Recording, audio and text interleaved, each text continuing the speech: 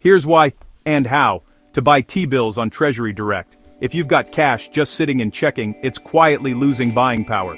T-bills are a simple way to put that cash to work, backed by the US government, short terms, no state income tax on the interest. Here's the fast, trust-first walkthrough. Step 1, son, make sure you're eligible and ready. Social security number or other taxpayer ID, a US address of record, an email address, a linked checking or savings account with routing and account number. Have those handy to save time and avoid lockouts. Step 2, create your Treasury Direct account. Go to Treasury Direct and select Open an Account. You'll go through 3 parts. Pick the account type, enter personal and bank info, set up security, create a strong password, answer security questions, choose your unique image and phrase. Treasury Direct will verify your identity. If something doesn't match, they may request extra documents by secure message before issuing the account. Step 3, log in.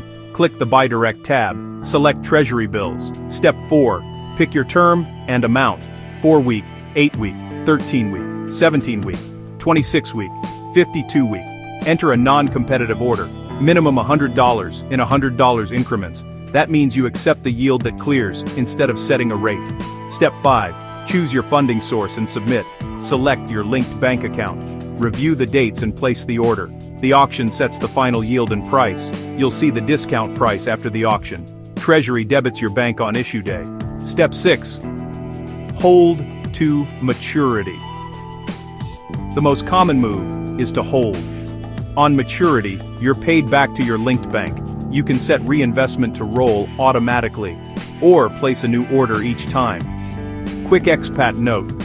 Treasury Direct requires a US address of record.